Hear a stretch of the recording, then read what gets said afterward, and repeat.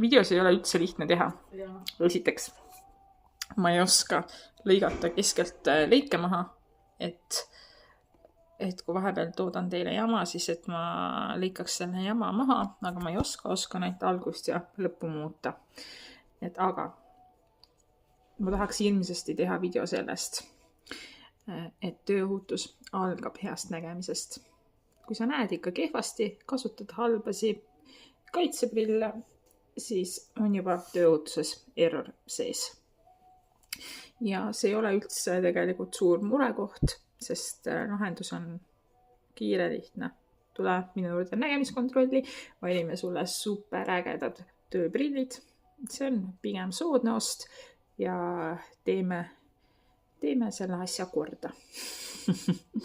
Nii et ühesõnaga,